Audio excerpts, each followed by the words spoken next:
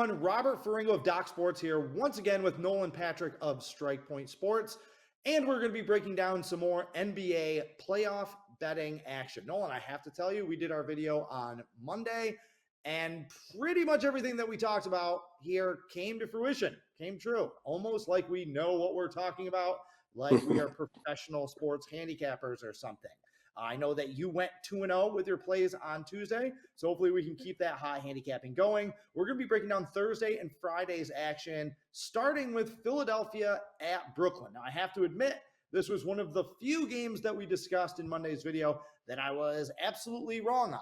I mean, Brooklyn hung in there a little bit, but they did not cover the 10.5-point spread. And these two played probably the ugliest playoff game to date. It was kind of a throwback playoff game. Throwing us all the way back to 1988 with neither team topping 100 points and both just shooting atrociously from three-point range. Brooklyn went 13 for 42, and after their hot shooting in game one, Philadelphia 11 for 35 from three-point range. So the Nets are only a 5-point underdog at home now, and that total sitting out there at 209.5. What are you looking at as you see this matchup? I think this is done. I think Brooklyn doesn't have anything left, and I think Philly can just absolutely coast through this entire matchup. This is one of those games that Brooklyn will hang on, and then all of a sudden the 76ers win by 8 to 10 points, and you're sitting there kicking yourself for backing Brooklyn. The 76ers have coasted. They really have. Brooklyn's put up a little bit of a fight, and you want to cheer for them because of all the trades that were made halfway through the season. But the 76ers are 4-0 against the spread in their last 4 games overall, 4-0 against the spread in their last 4 versus the Nets. And the Nets are actually 0-4 against the spread in their last 4 games versus a team with a winning record. So, sorry, Brooklyn fans, but this is an absolute sweep, and this series is over. Philly's going to cover again. Yeah, I mean, Philadelphia, they played in the last game of the regular season. Both teams rested a lot of guys. And Philadelphia kicked their teeth in that game, too. So these guys have played 3 straight games. They've been 3 straight blowouts. And I wanted to like Brooklyn as kind of an undervalued team coming into the playoffs. They don't have any superstars. Think what you will about Mikal Bridges. He's been kind of thrust or forced into that role. But they have a lot of veteran guys. They got a lot of rangy swingmen type of players. They have a lot of guys that have been role players on good teams. So I thought that they would at least be competitive. But it really does look like men against boys in this one. Now, that total sitting out there at 209.5 again. I know you're not a huge totals player, but, is that kind of juicy there? Like, again, we've seen the majority of games in the NBA playoffs go under, as to be expected. Everybody's stepping up their defensive effort. But after such an atrocious shooting night from both teams, do we kind of expect a bounce back? Could there be some value on the over? Or is the fact that they only scored 180 points in their last game, that's 30 more points to get over that bar. Just what are you thinking looking at that total? So it's interesting. There are 2 trends that are on both sides of this total. The over is 4-1 in the last 5 Philly games when they're playing on 2 days rest. So it's interesting. You would think Philly would come with that defensive pressure, but when they're rested, they actually go a bit more up-tempo. And guys are just ready to play. You see guys like Tobias Harris have monster games coming on 2 days rest. And then the under is actually 6-0 in the last 6 Nets games when playing against a team with a road winning percentage of 600 or better. And Philly was 25-16 on the road this season. So that's 60% for all you math wizards out there. Taking both of those things into consideration, I would be on the over here. I think this is the one shot that Brooklyn could put a scare into Philly. And if Brooklyn's going to put a scare into Philly, it's not going to be another 96-83 game. It's going to be 120-113 type thing. All right, another potentially high-scoring game on Thursday night is Sacramento Golden State. And this is the game everybody's talking about, obviously, because Draymond Green has been suspended. I watched the play when it happened. At first, I didn't think anything of it. I don't know that he should have been suspended for a game if he got kicked out of the game that he did, but it doesn't matter. This is where we're at. No Draymond Green. Golden State down 2-0. The trend has been out there for Golden State on how to bet them all year. Bet against them on the road, bet on them at home. Any reason to think that that's not the case here? The number in this game did drop from 7 to 5.5. Are people still undervaluing Sacramento? I mean, they're the higher seed. They've been the better team and the more consistent team all season long. Is Sacramento not getting enough love here, or is this kind of a quintessential Golden State playoff bounce back? Before we get into this, can I say one thing about Draymond Green? This might take some people back, but I remember years ago, I was on the Oklahoma City Thunder to win big in the Western Conference when Durant and Westbrook are there, and Green should have been suspended, and he wasn't. And I ended up losing big on that series, and now he's suspended. So I'm a bit bitter because of this. But specifically here, obviously the Kings are up 2-0. Golden State's without Draymond Green. Here's a couple of things that people need to keep in mind. The Golden State Warriors are 3-6 straight up without Draymond Green on the season this year. But as we all know, they play better at home, and they are 2-0 in their 2 home games without Draymond Green. And Steph and Clay only played in 1 of those games out of the 9 without Draymond Green. So Golden State still has plenty in the tank. I'm going to be on Golden State here minus the 5.5. I think you see Jordan Poole get more time. He only got 17 minutes in game 2. I don't like that at all. I know Wiggins is back and Wiggins is getting a ton of time, but I think you're going to see Golden State match up a little bit better without Draymond Green here. They're going to get that home push. Their backs are against the wall, and I think Steph, Clay, Poole, and Wiggins just have monster games here. I think I'm going to be on Golden State in this game. Yeah, I mean, the Andrew Wiggins thing is just kind of an oddity around the Warriors' whole season. I don't understand what happened there, but if the guy was going to come back, he probably should have came back before the playoffs and gotten reincorporated into the rotation. Now it's just kind of awkward putting him back out there. It's not working, and you may be right. Golden State may, make a statement, vintage Stephen Clay performance. I think they're done. I think the Warriors are done. I think last year was their last hurrah. They made the most of it winning the championship. There's not going to be a big run out of the Warriors this year. And I think if people are waiting for that, it's not going to happen. They're a year older. They're not as good. They're soft on the interior. They're not a team that last year, by the start of the second round, I was all in on the Warriors, all in on them, and rode them to the championship.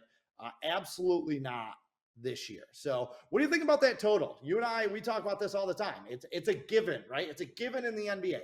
Team is without a star player. What do you do? Yeah, that's you take the over. You take the over. Right? Is that what we're looking at here? That total is 239.5. That's a big, fat, juicy total. Do we dare go over in this one? So I think you just have to take a long, hard look if you think Draymond Green is a star, and he's when important. A star player's out. He's important. I think he qualifies for the star thing. Yeah, then I mean, look, I don't argue with science, and science says that when a star player is out, you take the over. Again, because I just kind of explained that I think you're going to see more Jordan Poole minutes. I think you're going to see Golden State do a few extra things, and I think that's going to have them score the basketball.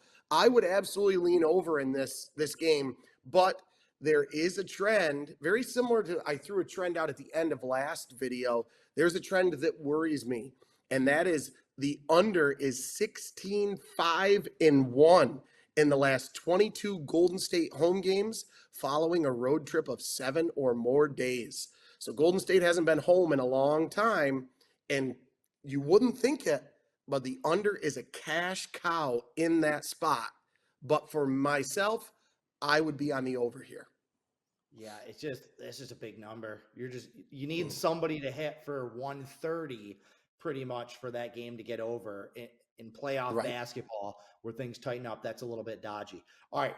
One of the things that has tightened up is the spread in the Phoenix-Los Angeles series. The Suns came out, did their thing in game 2, got that win to get everything back to even. Now the Clippers are 2.5-point home underdogs. Basically a toss-up game in game 3. Pivotal game 3, really. Whoever wins this one is going to have the upper hand. What have you seen through 2 games in the series to give you any pause on the Suns? Are you all in on the Suns? Just what do you make of this matchup? So I would like to toot my own horn with two things and then tell you that I was an absolute fool with the third. One, I told you Phoenix was going to cover, and they did. Two, I told you Phoenix was going to go over the total, and they did. Three, I told you point blank that Phoenix was going to have a great day out of their bench, and they didn't. They only had 13 total points out of guys off their bench. So I couldn't have been more wrong there. And yet they still scored 123 points. Phoenix has pretty much decided that they are going to play 7 guys, and 5 of those 7 are going to play a lot of minutes. Not something I really like in the NBA. However, Phoenix's top 5 are about as efficient as you can possibly be. And who am I to argue with that? This is a really tough number because I've never liked small road favorites. It's never been something I've really liked, but I'm going to be on Phoenix in this game. I think the Suns take a 2-game-to-1 lead, 2 games to 1 lead. I love the way that the starting 5 for Phoenix are playing, and I'm going to go Phoenix here. See, I love small road favorites in the playoffs, especially in game 3. I mentioned in the last video, you always take the team that you think is going to win in game 2, and you definitely take the better team in game 3. Home court does not matter as much as people think it does in the playoffs. We've already seen a bunch of road teams pull outright upsets in these playoffs. It's kind of like hockey that way, where people overemphasize home ice or home court advantage in the playoffs. These teams they're too good. They've been in these situations before, like crowds going nuts and yelling, like, is it going to rattle a guy like Kevin Durant in this game? Right. It's just not. So, if you think that the Suns are legit, then I think that this is a very juicy number to grab them at. And look, they have no bench. That's why I don't have any expectations for their bench. They mortgaged off their entire bench to get Kevin Durant. This was the plan, that they're going to put their best 5 on the court. I think in this series, it can work. I think they're just better than the Clippers, a team that I was very high on coming into the season, but has not played up to the expectations that I had for them. But Phoenix isn't going to win anything. They're not going to win the West because they just don't have enough options. However, I do think that this is going to be a pretty good spot for them here. All right, very quickly, I want to touch on some of Friday's games. Boston at Atlanta. The series shifts back to Atlanta. That has made that number drop down 5.5 points after Boston just toyed with them in game 2. Again, we thought that Atlanta was going to steal one of these 4 games. We were going to be surprised by a sweep in this series. Is this the game Atlanta gets, or are they just a joke? This is their only chance. It really is. And I came out and told people that I was wrong, that I had talked with other experts saying that I think that Atlanta's going to win one of the games in Boston. And then I completely changed my mind after watching game 1. And even in game 2, there's nothing that Atlanta shows me that Boston's not going to sweep this series. I hate to say it because it's not necessarily like Phoenix and Brooklyn, because Atlanta's got some absolute names. They really do. Murray has outplayed Young, because I know how much you like Trae Young, but Murray has outplayed him. And this is just a bad matchup for the Hawks. The Celtics can clamp down defensively. They can do everything that Atlanta can do, and they can just do it better. So like you said, home court advantage I don't think is going to matter. Atlanta might push them. Atlanta might even have a lead at halftime.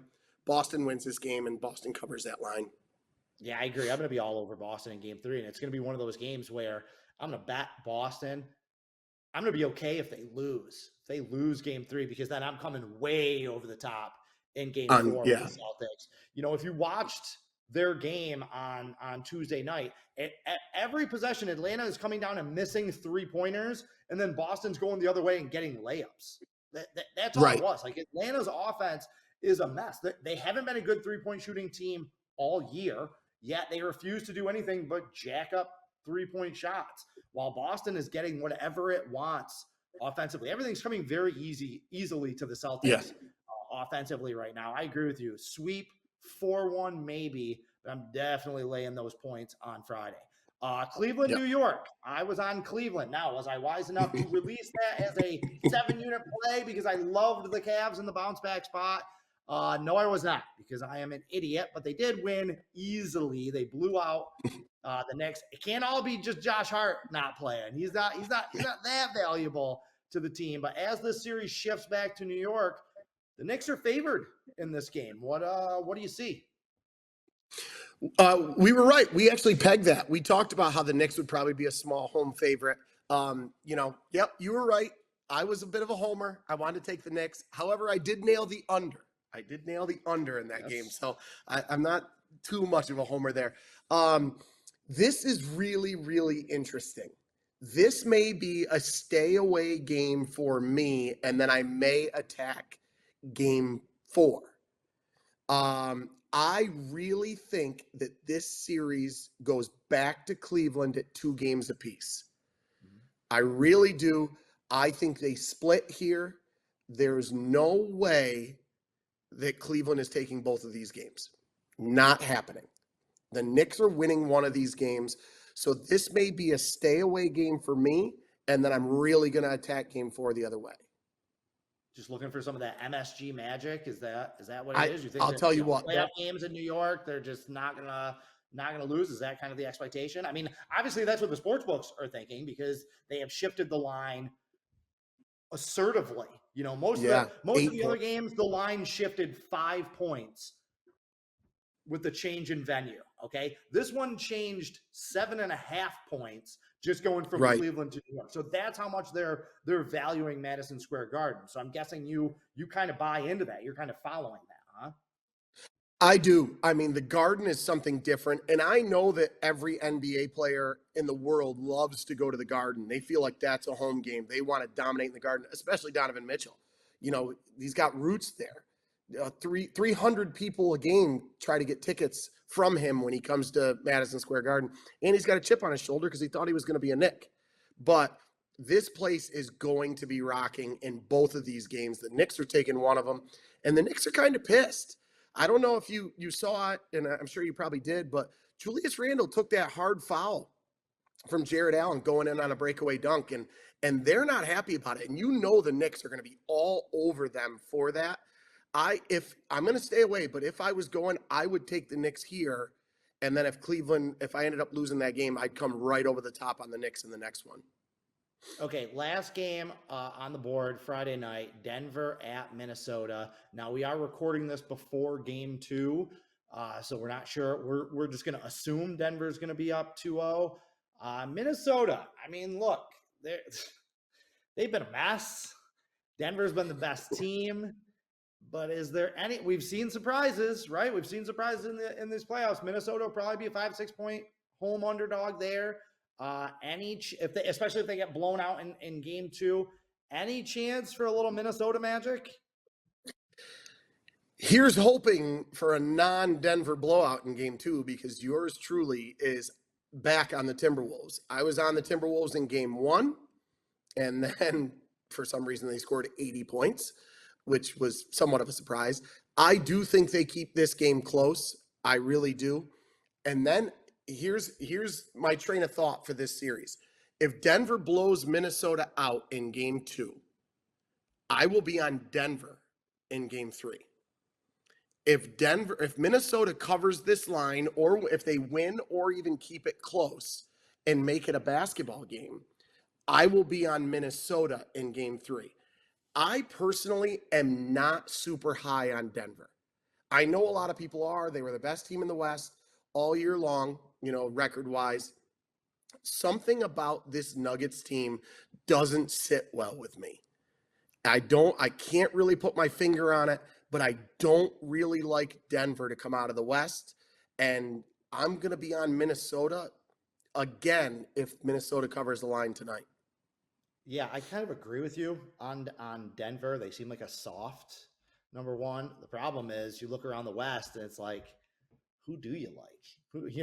Who is coming out of the West? I don't think it matters. I think whoever comes out of the West is going to get freight trained by whoever survives the East. But that's a long way Yeah. away.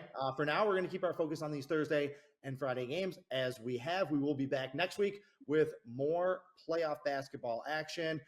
Be sure to take advantage of that free $60 that we are offering in the links down in the description. Use that $60 for any handicapper in any sport for any package that you would like. Be sure to get on board. NHL playoffs are in full swing. We got a lot of hot MLB handicappers right now as well. So, Nolan, thank you for your time. We will do this again next Monday. In the meantime, carpe diem and good luck.